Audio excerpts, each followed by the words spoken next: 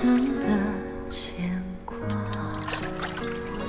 愿做他掌上的明珠，献上我纯真的祝福。你爱照我心，献情礼物，留下无悔的情愫。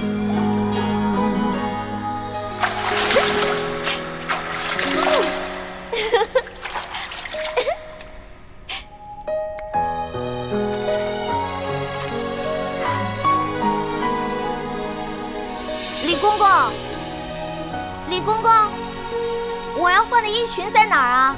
易欢姑娘，侍寝是不能穿任何衣服的。你要是沐浴完了，就请出来，我们为您裹上红绸，然后呢，就抬去皇上的寝宫。不能穿衣服啊？对，就连任何首饰都不能戴。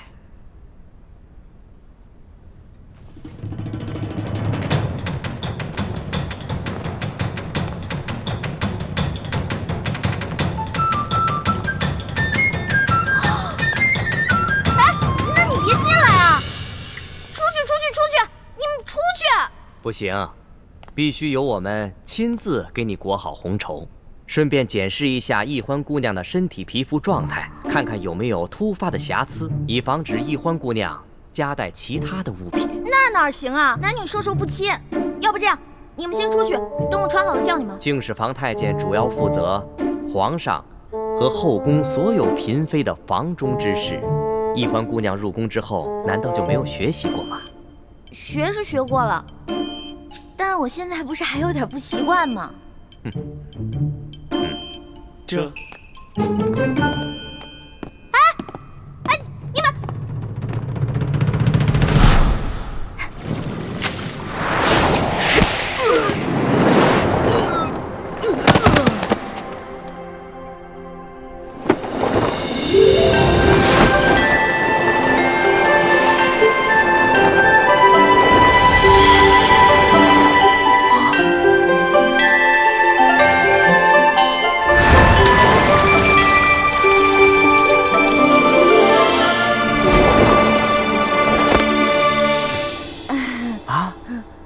易欢小主，你居然会轻功！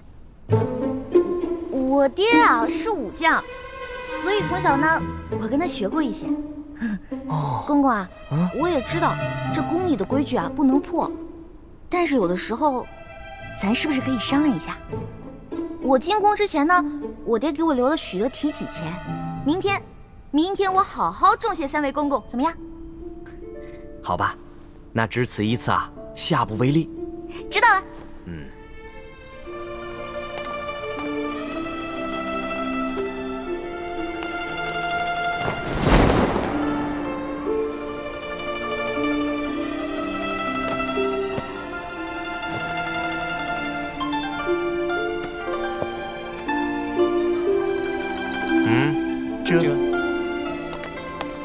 哎，那个公公，我把那个丝巾拿一下，我的丝巾。哎，公公！易欢姑娘，别说丝巾了，一根丝线都不能带。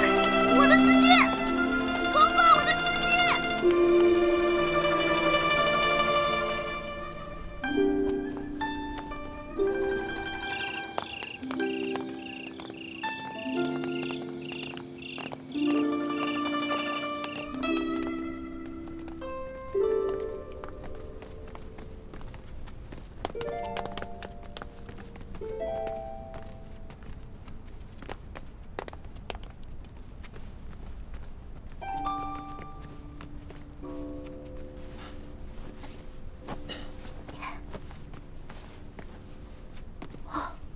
易欢姑娘啊，一会儿皇上可就来临幸你了，可千万不要忘了之前学过的规矩哦，好好的侍奉皇上。好，挂帘子。这。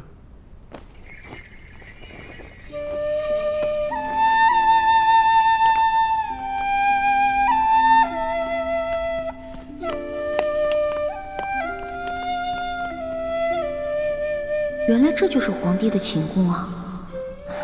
也不知道龙小弟究竟和康熙那个小皇帝说好了没有。猪哥哥给我准备的丝巾没有了，万一这小皇帝临时起了色心，假戏真做了，那可怎么办啊？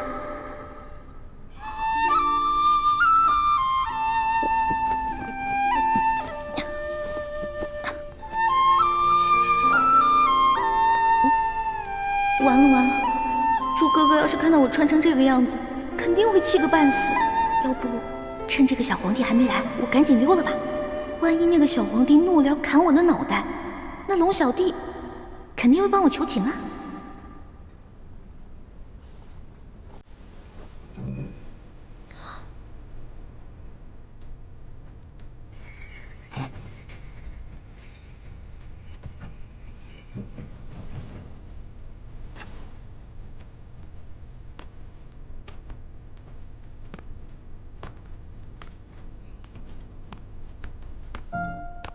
你要去哪儿啊？你谁啊？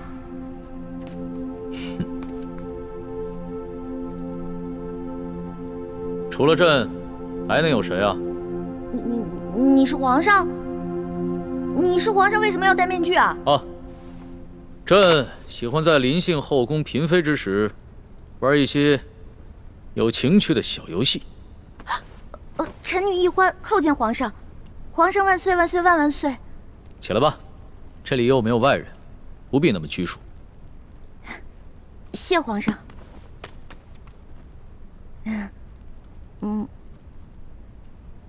皇上，原来您这么和气啊！我一直……不，说错了，臣女是臣女。没关系，这里没有外人，朕允许你自称我，这样说起话来才更自在。对了，你刚刚要去哪儿啊？我刚刚觉得这屋太黑了，我打算出去找几盏灯，拿回来点一下。朕在就寝的时候啊，喜欢光线暗一些。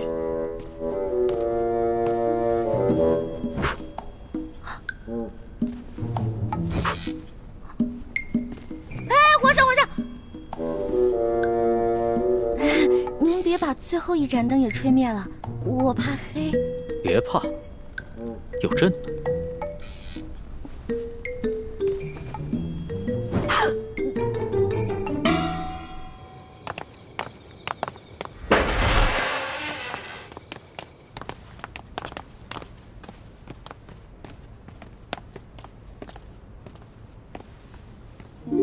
微臣李建清叩见厉贵人。李太医免礼。谢厉贵人。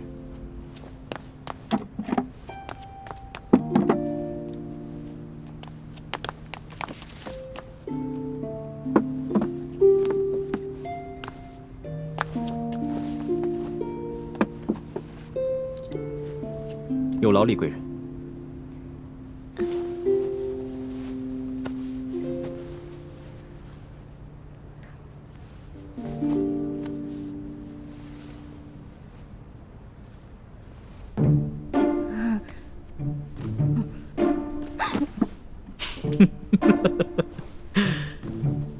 你看起来好像在发抖啊，很怕朕啊？我没有，我只是觉得这屋子比较冷而已。哦，你穿的这么少，难怪会冷。要不然这样，你到朕的龙床上躺一会儿，盖着被子暖暖身子。让我上床，这小皇帝果然没安好心。我突然不冷了。那就让朕抱抱你，替你暖暖身子。你果然很怕朕啊！可是朕听龙三说过，你的胆子一向很大，你在他面前提起朕来，那可是从来都不怕的呀。皇上，我不是怕您，我就是怕您离我太近了。咱不是说好了的吗？朕和你说好了什么呀？不是我跟您说好的，是龙三跟你说好的。您忘了，咱们这次只是将计就计，您假装宠幸我，为了博取鳌拜的信任啊。今天晚上的事情是假的，不是真的。朕确实是和龙三定下了这条将计就计之策，只是这漫漫长夜，何苦虚度？咱们也不必演戏了，就让朕真的信了你。再说了，这全天下又有哪一个女子不想做朕的女人呢？皇上，这天下女子也不尽是贪图荣华富贵之辈啊。对大多数女人来说，她们与其与这个后宫佳丽3000争宠，不如找到一个白头偕老、心心相印的有情人。那唐代鱼玄机就说过呀：“易得无价宝，难得有情郎。”朕自13岁大婚以来，还从未有人跟朕说过这样的话。皇上，您生气了？你不会砍我头吧？你当朕是杀人狂魔吗？动不动就随便砍别人的头。你这句话非但没有激怒朕，反倒更加激起了朕的兴致。我看咱们也不必苦苦做戏了，就让朕真的信了你。待共度良宵之后，朕便封你做贵人。皇上，你觉得如何？皇上，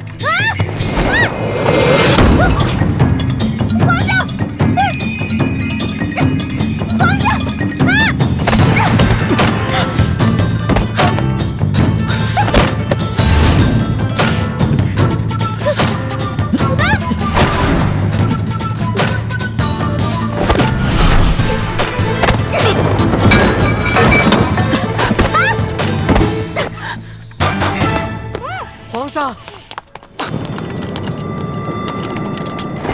谁让你们进来的？启禀皇上，奴才见到殿内没了灯光，又有打斗之声，还以为来了刺客，所以赶紧进来护驾。刺客？什么刺客？哪有什么刺客？没有朕的旨意，谁也不许进来。这……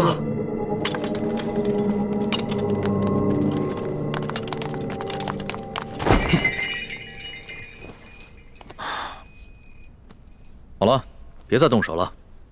再动手的话，真把你当刺客，你这颗脑袋就真的搬家了。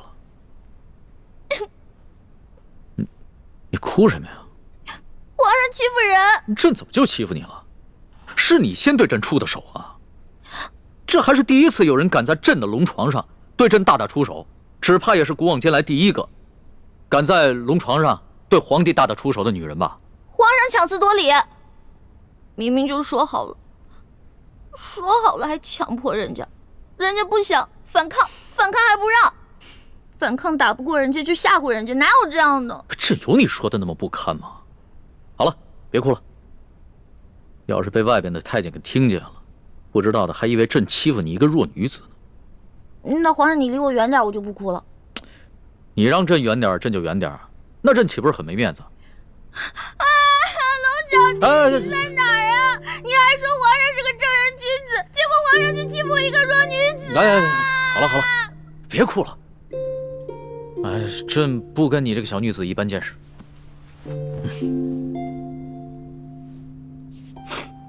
去找太医院的当值赵方抓药，我还要留下来给厉贵人扎针。是。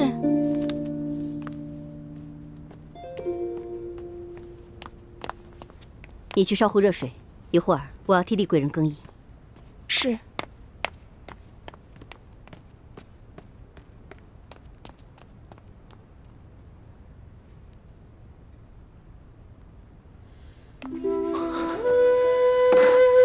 雪师妹，大师兄，太好了，我还以为我再也见不到你了呢。怎么会呢？你们师兄妹好好聊一聊，我在外面替你们把风。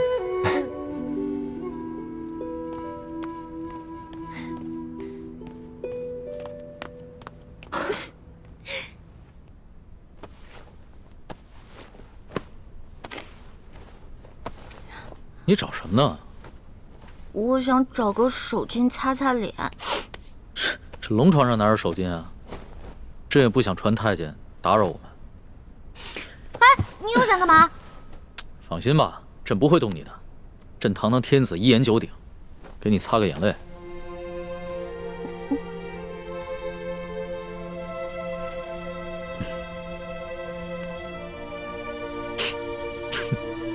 看看你现在这副样子，亏龙三还说你是他的老大。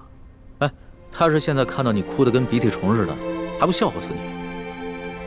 其实我在龙三面前好多都是吹牛的，我没有他说的那么勇敢，我也没有多少江湖阅历，我也从来没被哪个登徒子轻薄过，何况是被全天下最有权势的轻薄过，我能不害怕吗？朕听出来了，你是拐着弯儿骂朕是个好色轻薄的登徒子是吧？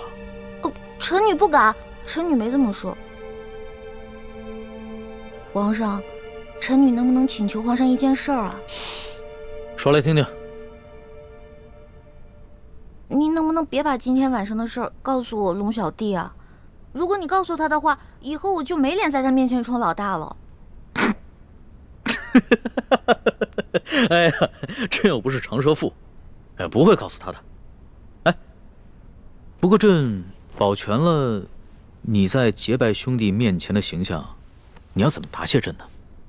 皇上，您可是全天下最有权势的人，也是最有钱的财主，您就为这么点的小事儿勒索我一个身无分文、身无寸缕的小女子啊！又是朕的不是啊！你怎么说来说去都是朕的不是啊？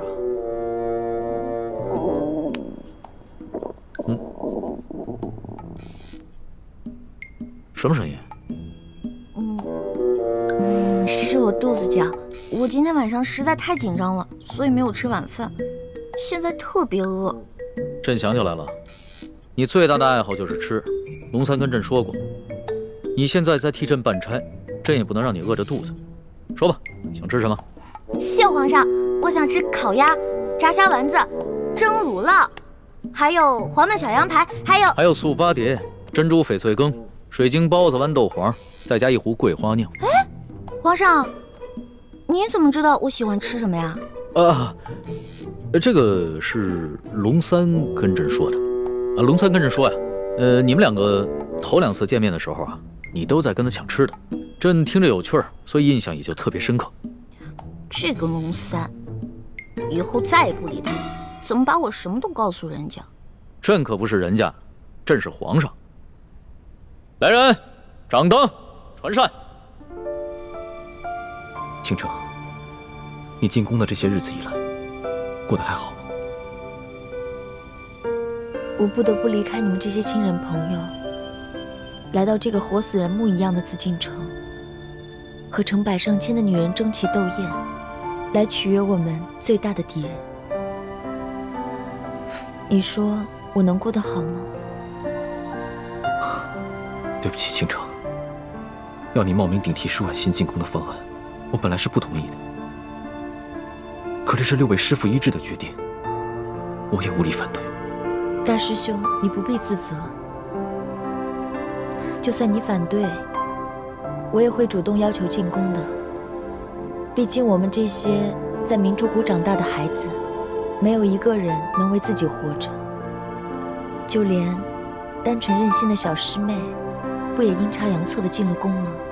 是我太无能了，还要让你们几个女孩子冒这样的风险，忍受这样的侮辱。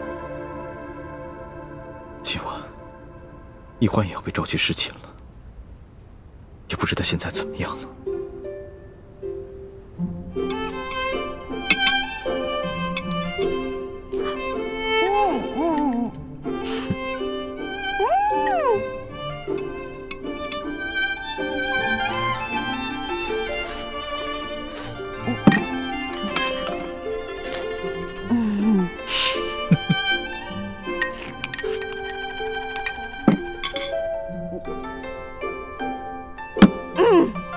饱了。吃好了？谢皇上恩赐。撤掉吧。这。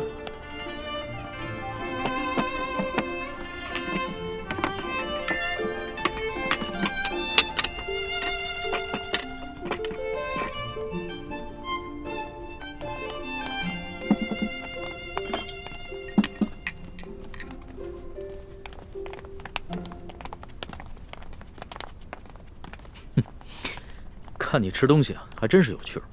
你一个女孩居然能吃得这么香，你这小小的肚子里到底是怎么装得下这么多东西的呀？要论得上吃啊，这朕的整个后宫，无人及得上你。哎呀，那是他们装的。因为您是皇上嘛，他们在军前得注意自己的礼仪，所以要压制自己的食欲嘛。孔圣人也说过呀，人生3大乐趣，食、色、性也。所以呢，这个美食是人生最大的乐趣之一。说得对。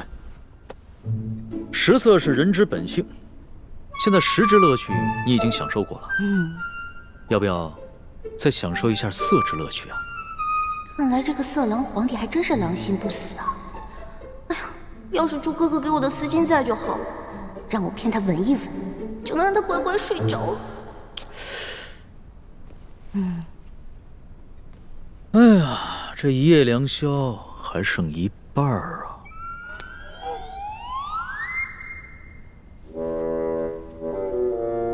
你要不要到朕的龙床上休息一下？哎呦呵！你又想干嘛呀？皇上，吃太多了，我撑到嗓子眼儿了，我想运动消化一下，可以吗？行。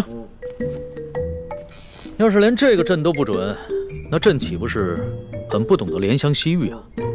你既然想消食，那就请便吧。谢皇上恩典。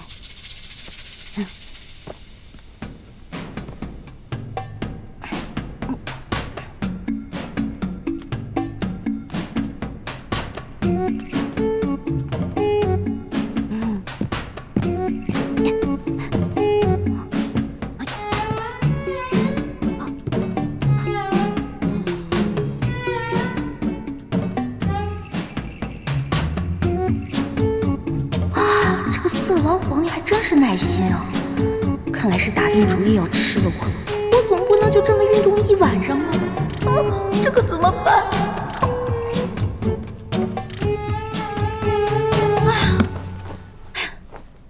累死我了！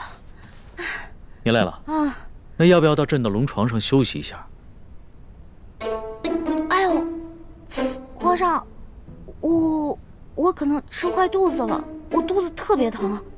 刚才吃了好多杂七杂八的，特别疼。现在你肚子疼啊？那要不要朕传个太医给你瞧瞧？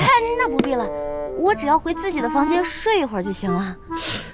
既然你都要躺在床上休息，那为什么要回到自己的房间休息呢？朕的龙床一样可以休息啊。我这可不一样啊！我肚子疼，我可能会拉肚子。我在您这儿拉肚子不合适，是不是？我得保持在您面前的仪态，所以还是让我回去吧。你要是真吃坏了肚子想方便，那朕的寝宫里面也有金逆桶，你用吗？我方便在您这儿？哎，不合适，皇上，您可饶了臣女吧。人食五谷生百病，吃喝拉撒那都是正常的事情。要是连这个朕都接受不了，岂不是有违人伦？哎，你别紧张，要是真吃坏了肚子，你就在朕这儿方便，朕不介意。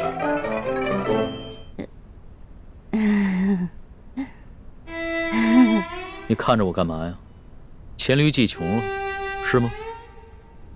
这个色狼皇帝想吃了我，门儿都没有。哎，有了，我可以骗他行酒令，我灌醉他。为什么又不说话了？是不是又在想什么花招啊？哎，皇上，咱们玩耍骰子赌酒吧。这样，咱们赌，如果你赢了，我就听您的上龙床；但如果你输了，您就让李公公送我回去。怎么样，敢不敢赌啊？这倒是挺有趣的，还从来没有人敢跟朕耍骰子赌酒的。好，朕就依你。来人，上一壶酒，再加2副骰盅。哎，等一下，上1坛酒。皇上要喝酒，咱们就喝大的，杯算什么呀？咱们用碗喝怎么样？好，那朕就看一看你的酒量到底有多好。什么？对啊，我以前被召去侍寝，都是这样的程序。这是清宫特有的规矩，任何侍寝的女人都不能幸免。那医患现在岂不是很危险？大师兄，你先别担心，小师妹机智聪明，她自有办法应对。易欢虽然有些小聪明，可她毕竟年少单纯，又毫无应付男女之事的经验，而且这是在宫里，她要面对的不是普通的男人，而是掌握天下生杀大权的皇帝。大师兄，你身份特殊，千万别冲动啊！不行，不能在这里坐以待毙，我要想办法去离乾清宫最近的地方，万一出什么意外的话，我好及时出手相救。如果事情真的到了那一步，那我和师父只好放弃潜伏的任务，大家一起杀出紫禁城。不行，不到万不得已，你们千万不能暴露身份，否则我们就前功尽弃了。你跟六师父最重要的任务，就是潜伏在紫禁城里，找到关系到大业成败的铜匣，还有金钥匙。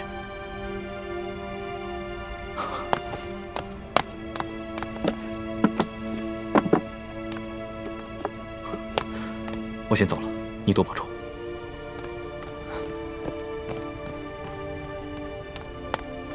大师兄，为了易欢的清白，你可以不顾生死，而我呢？我在这里以身试敌，你对我就只有歉疚吗？皇上不好意思啊，您输了，喝酒，喝。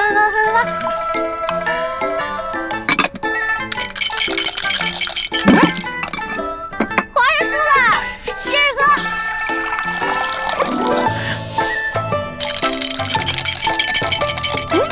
又输了，来，我给您满上。咱们再来一局呗。不要，皇上，我不要，真不要。哎，去哪儿啊？这酒还没喝呢。皇上，哎，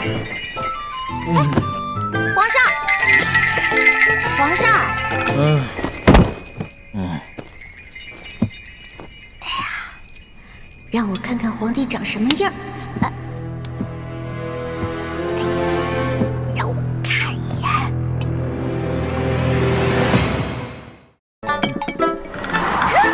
又输了，喝，又输了，输了，接着喝。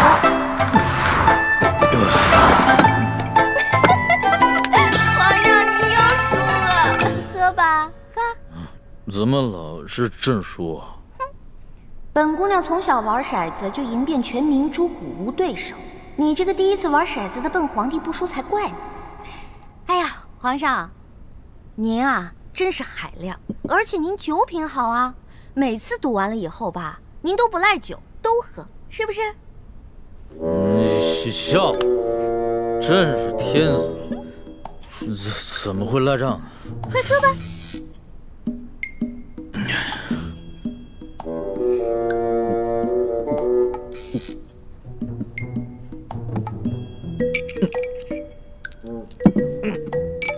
皇上，咱们再来一局呗。不要，皇上，不要，真不行。哎，去哪儿啊？这酒还没喝呢，皇上。哎，皇上，皇上。哎呀，让我看看皇帝长什么样。让我看一眼。易欢姑娘，李公公，皇上已经安寝了，易欢姑娘，请回吧。可是我还想再待一会儿。皇上已经安寝了，易欢姑娘还是回去吧。可我还没看见皇上长什么样呢。哎，这就扛走了就。哎呀，再让我看一眼呗。哎呀，可是我还没看见皇上长什么样呢。哎呀，你这么小气呢？小气小气。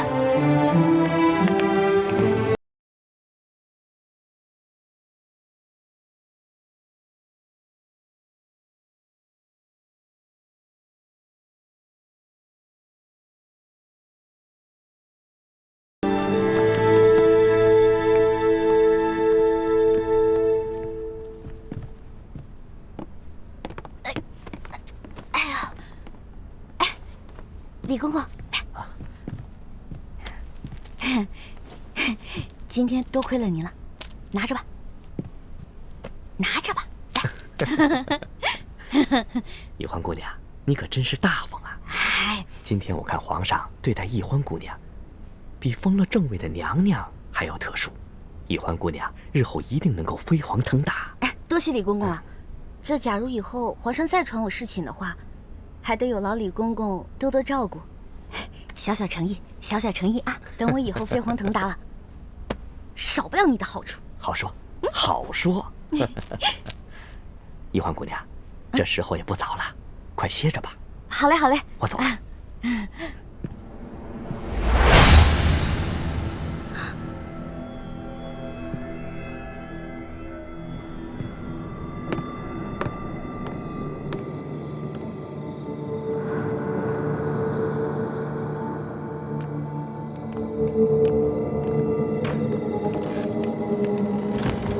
公公，这儿有没有方便的地方？咱家带你去吧。哎呦，那有劳公公了。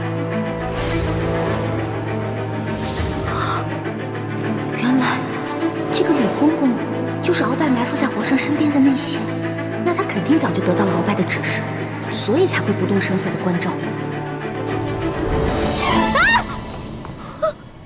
别怕，是。你怎么穿成这样？朱哥哥，你怎么来了？那康熙有没有碰你？我刚才去见了倾城才知道，原来这宫中给皇帝侍寝，居然要脱光，再由太监用红绸裹着送到龙床上。你没事吧？哎呀，我没，哎呦，我当然没事了。真的没事？听倾城说，侍寝的时候连一根丝线都带不进去，我给你的蒙汗巾肯定也带不进去吧？那你怎么应付的？我就不信，那康熙看到你这个样子，他会不动心吗？他刚开始是有点动心，对我有点动手动脚的。不过我后来跟他提龙三了，我说我们这是假戏，不能真做。后来他就没怎么样了。真的？真的。朱哥哥，你要是再怀疑我的话，那我可生气了。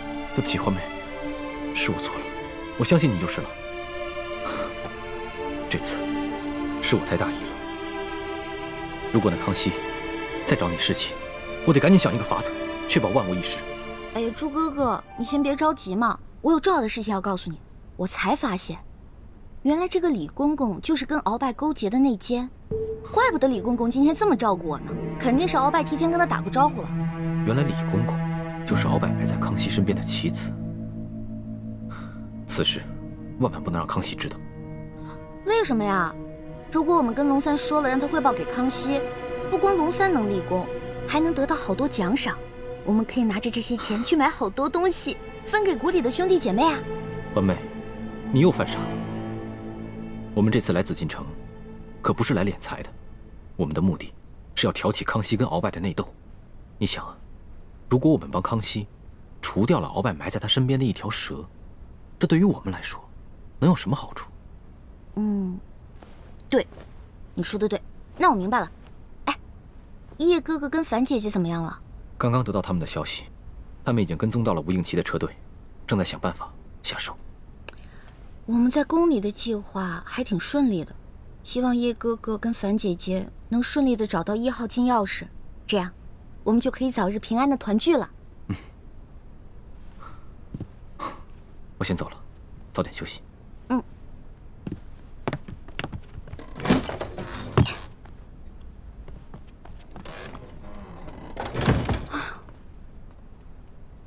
折腾了一晚上，也没看到那个小皇帝长什么样。他长什么样呢？你觉得如何？皇上啊！嗨，我管他长什么样呢，反正不过就是一个风流流氓鬼。呸！不管了，睡觉去了。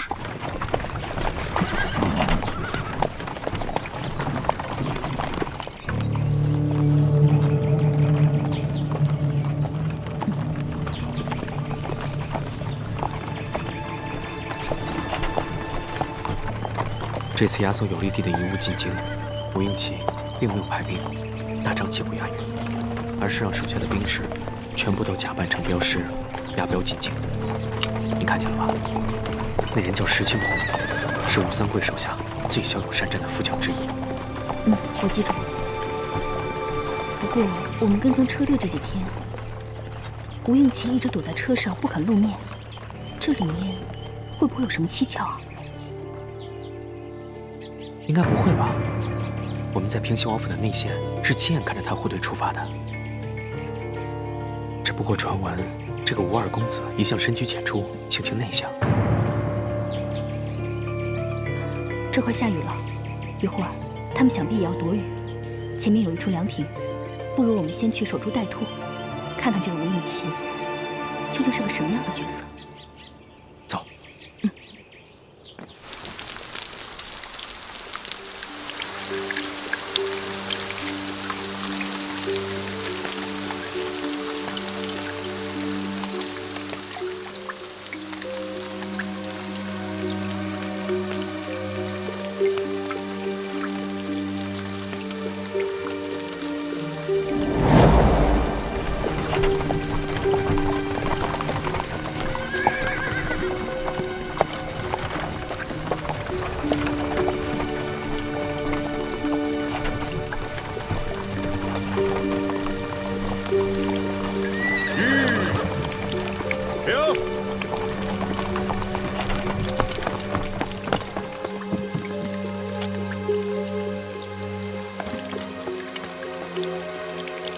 二公子，前面有座亭子，咱们到前面避避雨，休息休息。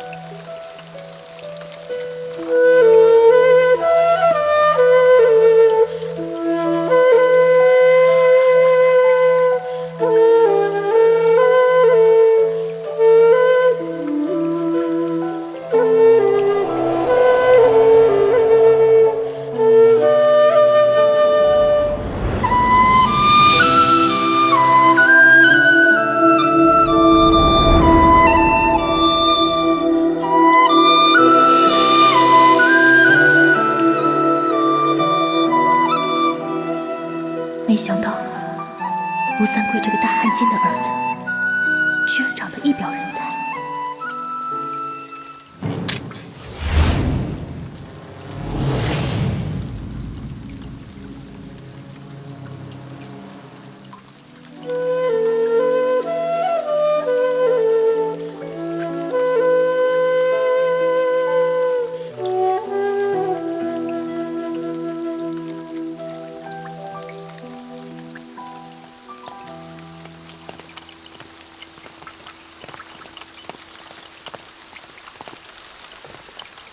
二位，赶快离开这里，我家二公子要在这里休息片刻。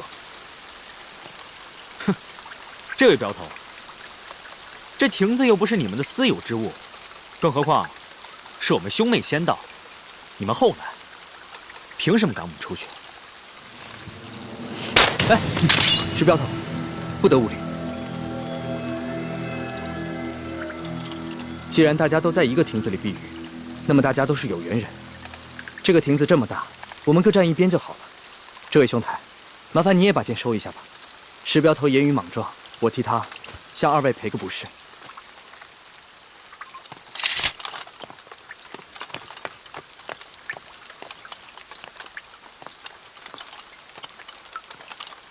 二公子，请。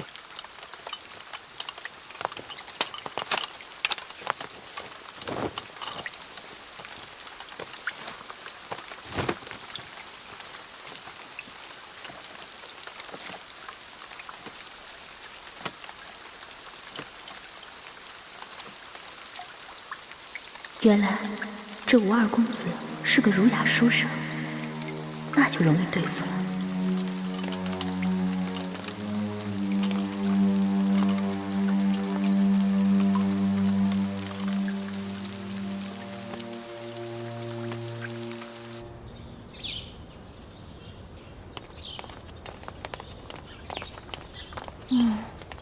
这个龙小弟怎么回事？还不来？气死我了！老大，哎，放手，待会儿被人看见了，咱俩都有麻烦。我问你，为什么让我等那么久啊？哎呀，你还说呢？要不是昨天晚上你把皇上灌多了，啊，今天我值班，他没醒的话，我能擅离职守吗？哎呀，那个小皇帝啊，真不行，非要跟我喝酒玩骰子，我几下直接倒了。知道我是谁吗？我可是赌遍全湘无敌手啊！他能玩得过我吗？直接被我撂倒。小弟明白了，这个老大不仅武功比小弟高明，这别的本事也比小弟高明。那是，不然怎么做你老大呀？来，啊，过来，说句话。臭死了！怎么浑身酒味啊？没有吧？我有酒味吗？我早上漱口了呀。昨天晚上偷着喝酒啦？对啊，我跟我几个好兄弟啊，在喝酒，又在拼骰子，输了不少钱呢。我输了多少啊？反正啊，这大半年的俸禄是没了。老大，你可得帮帮我。放心，我是你老大，你是我小弟，你的事儿就是我的事儿。回头老大教你几招，保准你把钱全都赢回来，怎么样？真的？那当然。老大，你是不是所有赌术都会啊？也不是啦，毕竟老大也是个小姑娘嘛，小姑娘家家的，又不能经常往赌场里跑，是不是？是，老大还是个淑女嘛。差不多吧。不行了，小心，慢点，慢点！哎呀，姑娘，求求你帮帮我们吧！快起来！我儿媳妇回娘家探亲，路上不小心动了胎气，现在天上又下着雨，前面5里地就是接生婆王婆婆家，你能不能把马车借我用用？那马车不是我的，是这位公子的。您帮帮忙吧。石镖头，要不然把马车给他们，让他们去找接生婆吧。不行，万一这女子要是在半路生产，岂不是弄脏公子的车？石镖头，救人一命胜造7级浮屠，更何况区一辆马车算什么？快去吧。不行，出门的时候老爷吩咐过我，要我务必保证您的安全。可是眼下这2位一看就知道是来路不明的江湖中人，我不能离开公子半步。石镖头，他们2人一看就是面善之人，况且和我也没有什么深仇大怨，你有什么可不放心的？这样，我陪你一起去。公子，万万不可！万一这娘子要是真在您的车上生产，您可就沾了血光之灾，惹来一世的晦气。哎呀，公子啊，我求求你了！你快起来！公子，求求你了！这位镖头，我和我妹妹都是猎户出身，我妹妹的脸只是小时候不慎被熊瞎子给抓伤了，所以才不得已戴着面纱。可我们都是安分守己的平民百姓，不然这样吧，我同你一起送着婆媳去找接生婆，只留下我妹妹和你家公子在这庭中，这样你总该放心了吧？这个办法好。石镖头，事不宜迟，你们赶紧去吧。也好，二公子，你自己多加小心。好在押送镖车的伙计们随后就到。要是真出什么意外，记得及时发送求援信号。好了，赶紧去吧。哎呀，多谢公子，多谢公子的大恩大德。来，快起来！我老太婆无以为报，只有以后多为你烧香祈福了。来，这个您拿着，路上有。谢谢。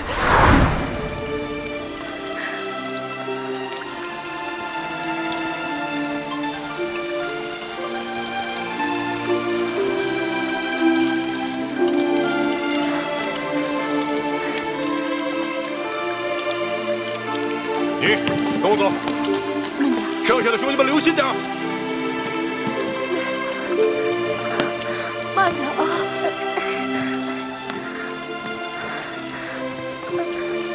慢点啊！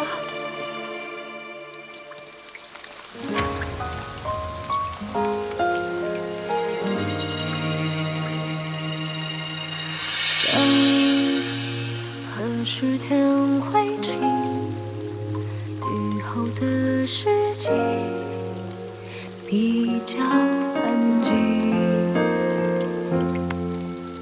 听爱情的声音，在思念湖畔回声记忆，轻缠一波曾经拨弄过的心，久久不能平静。梦何时才会清醒？醒来之后只想看你的眼睛。我在黑夜等你的黎明，我在这里，你在哪里？思念无来一起今夕何夕？许多的愿还留在天边，心里的白发又平添。过一天一年的事，多谢公子。姑娘，我看这雨一时半会儿也不会停，伞你还是自己留着吧。那就多谢公子了。姑娘，请。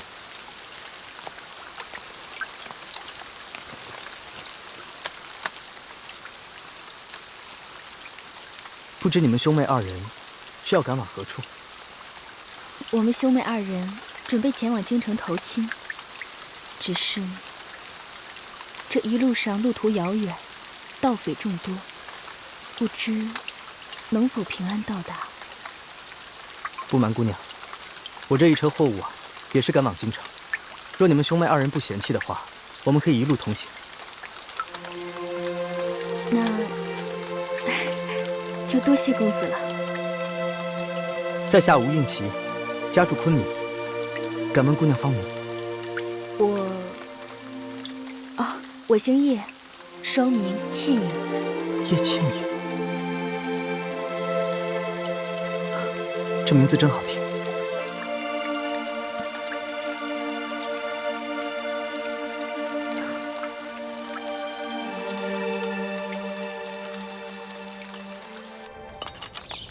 老大，跟你说一件事儿。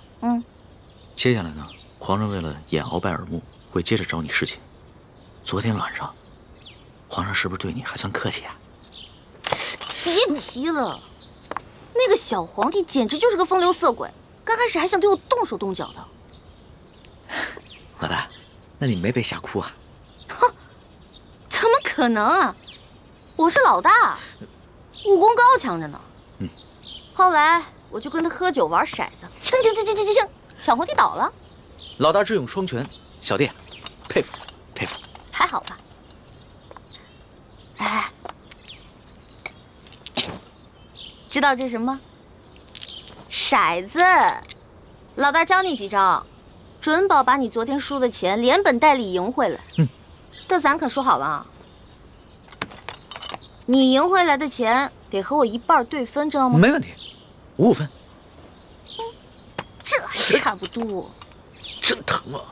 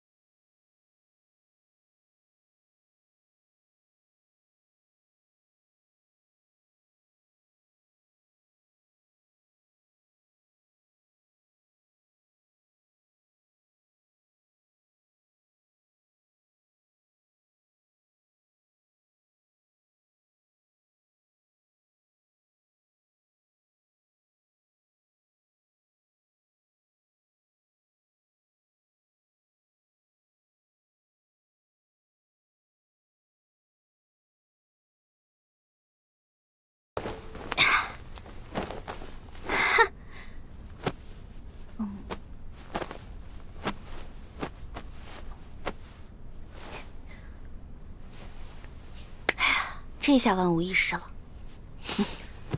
什么万无一失啊？皇上。没什么。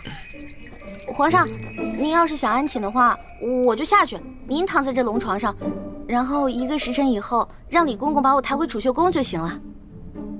朕还不大二今天呢，朕还不想睡觉。说吧，今晚想吃一些什么？不瞒皇上说，昨天吃太撑了，结果今天积食一天，什么都吃不下。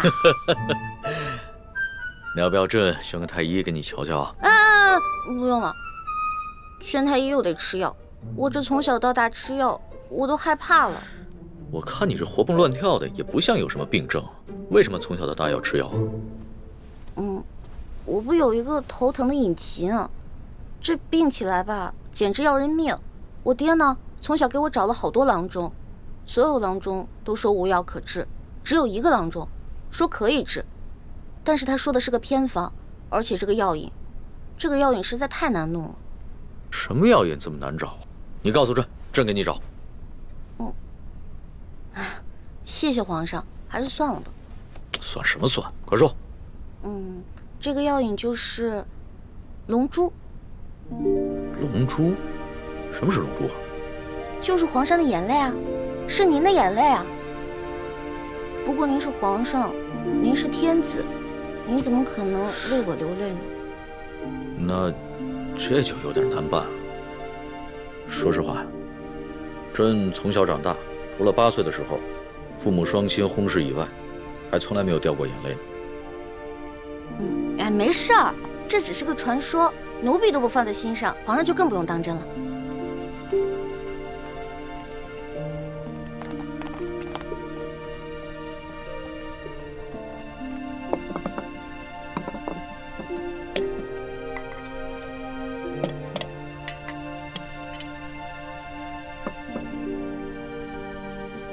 您这是干嘛呀？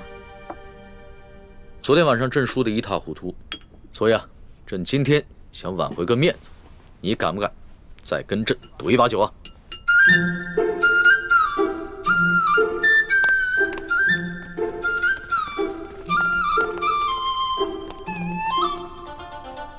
可以啊，不过到时候皇上输了可别赖账啊。你放心吧，朕虽然有色心啊，但是更有毒品。你说什么？那个李公公长得跟我一模一样。不错，我已经吩咐奕欢，让他万万不能告诉龙三，李公公就是鳌拜的内奸。那他叫什么名字？李德福。李德福，他的耳朵后面，他的左耳后，是否有一颗黑痣？不错，义父，你怎么知道李公公的左耳后有一颗黑痣？真的有颗黑痣吗？义父，你怎么了？德福，德福，没想到，义父，没想到，没想到，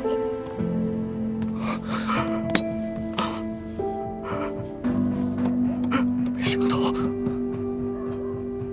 没想到他还活着。义父，他还活着，而且他还进了紫禁城，当了大内总管。义父，这李德福李公公，他就是我的孪生兄弟呀！什么？李公公是你失散多年的亲弟弟？不错，我们两兄弟本是陕西贫寒农家之子，我叫李德禄，我的亲弟弟就是李德福。李定国是我成年以后自己改的名字。10岁那年，家乡遭了兵灾，我的父母就死于乱兵之手。我和我这个孪生兄弟就成了孤儿，颠沛流离，不知所据。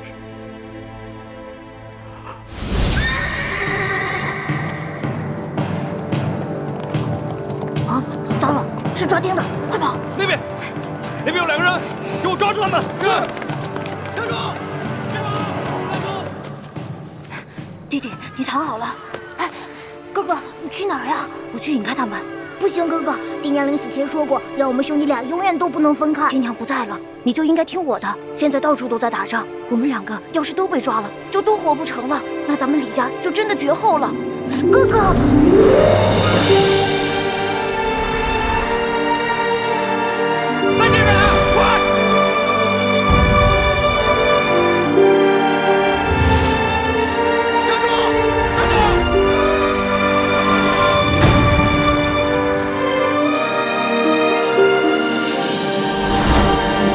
为了保护我弟弟的命，我拼着自己的性命不要，去引开军兵。后来，我被张献忠的部下掳走了。张献忠见我体格健壮，就将我收作义子，从此跟着他南征北战。而我这个弟弟，我苦苦的追寻找了他多少年，却始终下落不明。我本以为他早已经不在这世上了。可是没想到，他居然进了紫禁城当了太监，如今更是成了鳌拜的爪牙。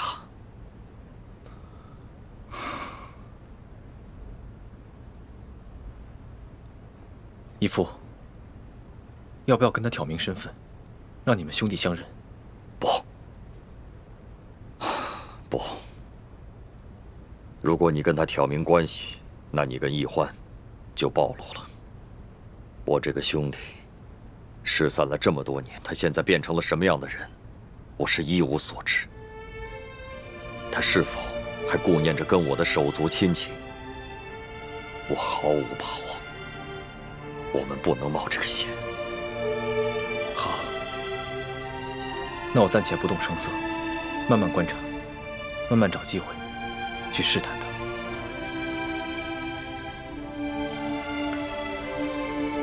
哦，对了，这件事情你不要告诉易欢，他个性冲动，我怕他沉不住气。义父放心，孩儿知道分寸。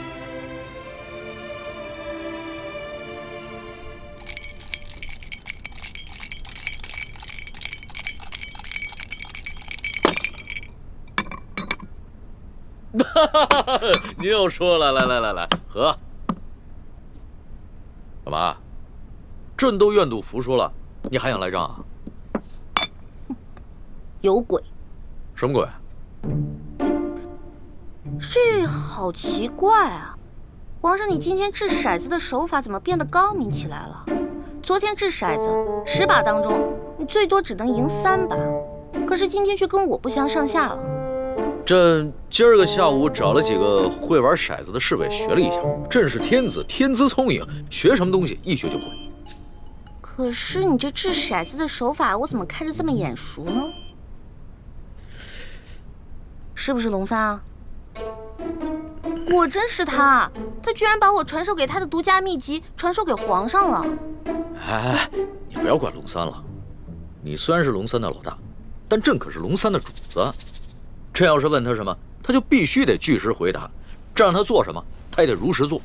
皇上，龙三可是个老实人，您可千万别欺负他。你这么关心他？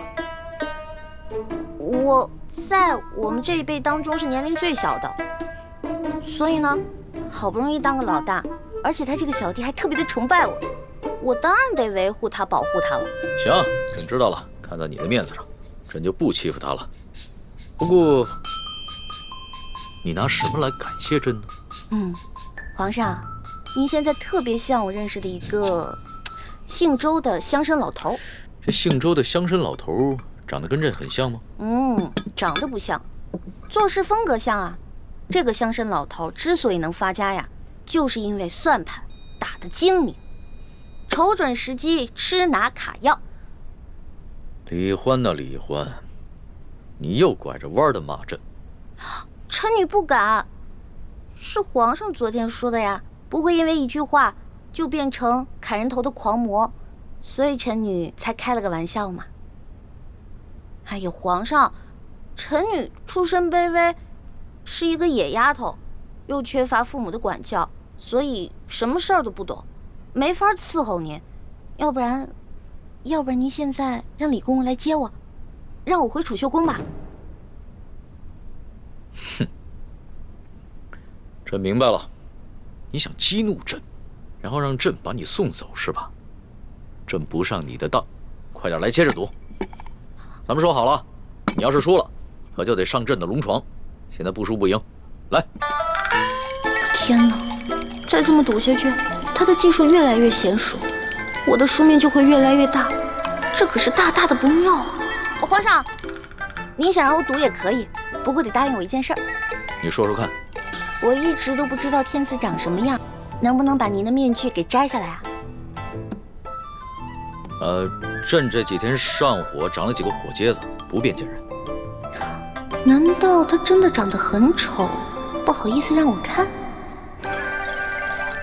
皇上，您看咱们也喝了好多酒了，要不然咱们先去您那龙床上躺会儿呗？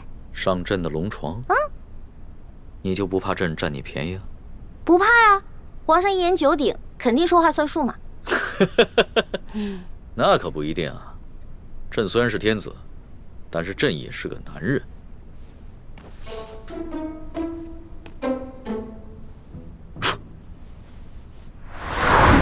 哎，你不是很怕黑吗？嗯？啊，有皇上在，奴婢就不怕黑。嗯，不对，有鬼。哪儿来的鬼啊？你不是一向很害怕朕的亲近吗？啊，朕知道了，你一定是想出了什么